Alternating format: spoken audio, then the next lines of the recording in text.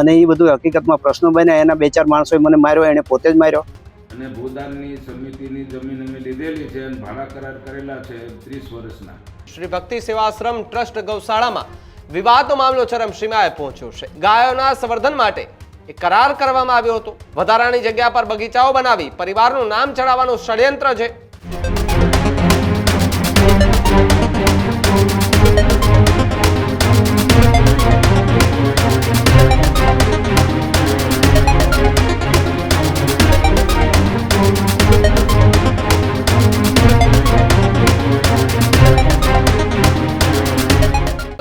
જુનાગઢની કરીએ તો જુનાગઢના વિસાવદરમાં ગૌશાળાની જમીનનો મામલો ફરી ચર્ચામાં આવ્યો છે. શ્રી ભક્તિ સેવાશ્રમ ટ્રસ્ટ ગૌશાળામાં વિવાદનો મામલો ચરમસીમાએ પહોંચ્યો છે.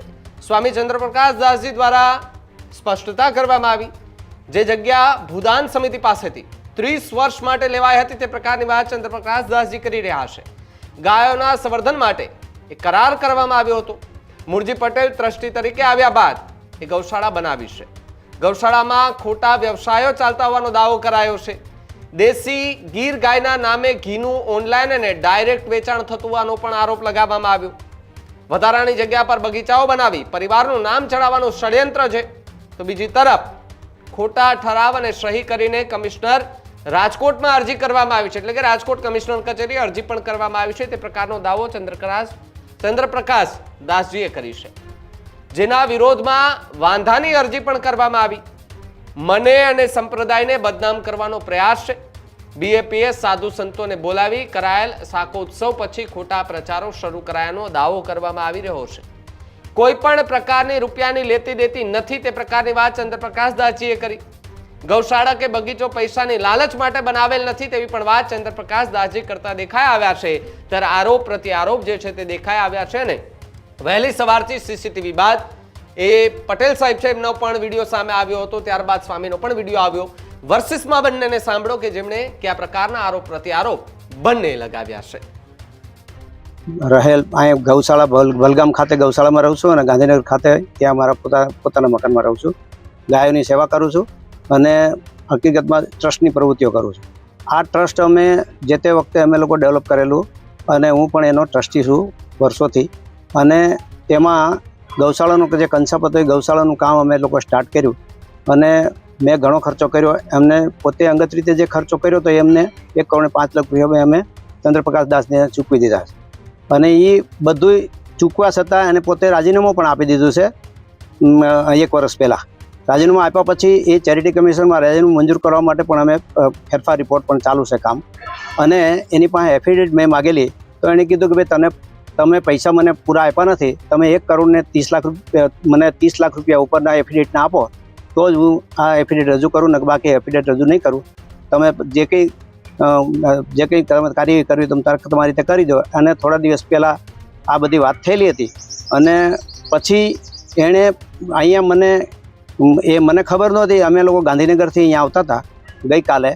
એટલે ગઈકાલે અમે લોકો ગાંધીનગરથી પહોંચતા પહેલાં 12-1 વાગે એ લોકો અહીંયા અગાઉથી જ આવીને પોતાના ગુંડાઓ સાથે આવી અને અહીંયા બેઠાલાને કીધેલું કે ભાઈ આ કબજો સોંપી દો અમને અને ચાવીઓ સોંપી દો, નહીંતર પછી તમારી સામે આમ કરશે ને એમ કરીને બોલાચાલી થઈ અને મને માર્યો અને મારામારી થઈ અને મને આગળ પાડી દીધો. અહીં સીસીટીવી કેમેરા અમારે લાગેલા જ હતા અને એ બધું હકીકતમાં પ્રશ્નો બન્યા. એના 2-4 માણસોએ મને માર્યો, એને પોતે જ માર્યો. અને ચંદ્રપ્રકાશ અને એના ગુંડાઓ જે માણસો છે બે એના માણસોની બીજાને મને ખબર નથી કોણ હતા, પણ 5-6 જણા હતા અને 2 ગાડીઓ લઈને આવ્યા હતા. ગાડીઓ અંદર પાર્કિંગ કરી અને પોતે અહીંયા ઘૂસી ગયા.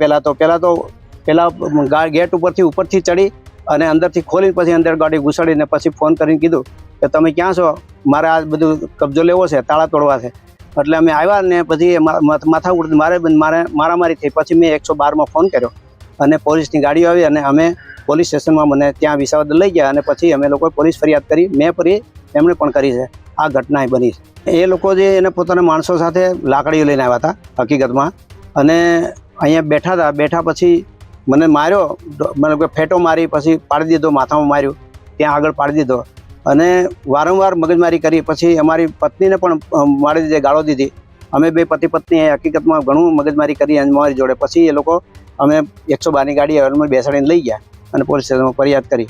હવે આવા માણસોને આ બધું સ્વામિનારાયણ સંતો થઈને અને આ બધી મગજમારી કરે એ કેટલી અંશે વ્યાજબી સંસ્થામાં કે અથવા સમાજમાં કહેવાય એ બરોબર નથી મારા દ્રષ્ટિએ. હકીકતમાં સાધુએ તો પોતે હકીકતમાં સ્વામિનારાયણ ભગવાનને લજવે છે, એટલે આ હકીકતમાં આવા બધા સંતો બધા આ રીતે કરતા હોય એ હકીકતમાં સમાજ માટે આ ખોટું છે.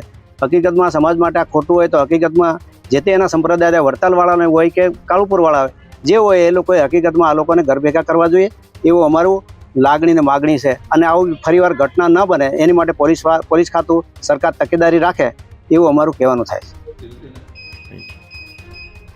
જય સ્વામિનારાયણ. હું શાસ્ત્રી ચંદ્રપ્રકાશ દાસજી બોલું છું. જે વિવાદ બલગામ ગૌશાળા બાબતનો છે એ બાબતમાં કહેવાનું એટલું જ છે મારું એ જગ્યા અમે પાંચા કાના પાસેથી અને ભૂદાનની સમિતિની જમીન અમે લીધેલી છે અને ભાડા કરાર કરેલા છે 30 વર્ષના. અને ગૌશાળાને સંવર્ધન કરવા માટે અને ગાયોનું વસાવવા માટે અમે આ જગ્યાને ભૂદાન સમિતિની જગ્યા ભાડા કરાર કરી રાખેલી છે. આમાં કોઈ વિવાદ નહોતો, પણ મૂળજી લવજી પટેલ મૂળ ગામ સાપરનો છે, અત્યારે ગાંધીનગર રહે છે.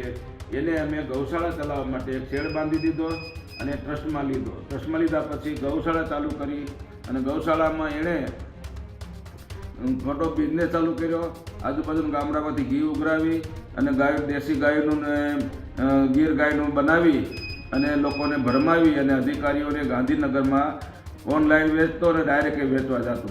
એટલે પૈસા કમાવાનો ધંધો ચાલુ કર્યો. બીજું એ જગ્યા જે વધારાની જગ્યા હતી ગૌશાળા સિવાયની એમાં મેં બગીચો બનાવ્યો. આંબા, લીંબુ, નાળિયેરી, જામફળ, જાંબુ આદિ વૃક્ષો વાવી અને સરસ મજાનો બગીચો તૈયાર કર્યો.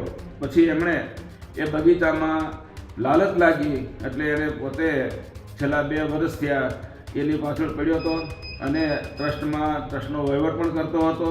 ટ્રસ્ટના વહીવટ કરતાં કરતાં એણે પોતાના છોકરાનું અને દીકરીનું નામ ટ્રસ્ટમાં ચડાવી ખોટી સહીઓ કરી, ખોટા ઠરાવ કરી, ખોટા એફિડેવિટ પોતાના કરી અને સ્ટેટ કમિશનર રાજકોટમાં એમણે ફેરફાર રિપોર્ટ મૂક્યો છે. એનો ટપાલ આવી એટલે અમને ખબર પડી. પછી અમે વાંધો મૂક્યો કે ભાઈ આ ટ્રસ્ટમાં આ ફેરફાર કરવાની જરૂર નથી, પણ એ પહેલાં એણે એના છોકરાનું ને છોકરીનું નામ ચડાવી દીધું હતું. પણ આ ધંધો ચાલુ કર્યો અને અમને બદનામ કરવા સંપ્રદાયમાં પછી મારા વિરુદ્ધમાં છેલ્લા 1 વર્ષથી અલગ અલગ પોલીસ ચોકીમાં તેમજ બધી જગ્યાએ ખોટી અરજીઓ કરી અને સંપ્રદાયને બદનામ કરવાની બહુ મોટી કોશિશ કરે છે. BAPSના સંતોને બોલાવીને સાકુસો કરે, અમારા વિરુદ્ધમાં બોલવાનું ચાલુ કર્યું. આજુબાજુના માણસોને ભેગા કરી અને અમારા વિરુદ્ધમાં બોલીને અમારો ખોટો પ્રચાર કરે છે, બદનામ કરવાની બહુ મોટી કોશિશ કરી રહ્યો છે. અને અમે કોઈ પૈસાનો વહીવટ કર્યો નથી, પૈસાની પણ માગ્યા નથી અને પૈસા અમને આપ્યા પણ નથી, 1 રૂપિયો પણ આપ્યો નથી અને ખોટી વાતો ઊભી કરીને અમને ખોટી બદનામ કરે છે. અને અમે કોઈ પૈસા માટે કે પૈસાની લાલચ માટે આ અમે ભાડા કરાર કરી અને ક્યારેય પણ અમે કોઈ વસ્તુ ગૌશાળા અને બગીચો બનાવ્યો માત્ર ખાલી આનંદ ગાયોની સેવા થાય એટલા માટે એ હેતુથી કર્યું છે. પણ આને ધંધો ચાલુ કર્યો, બિઝનેસ ચાલુ કર્યો, મહિને 1 લાખ, 1.5 લાખ, 2 લાખ કમાતો થયો એટલે અમે ના પાડી કે ભાઈ આ નથી કરવાનું આપણે.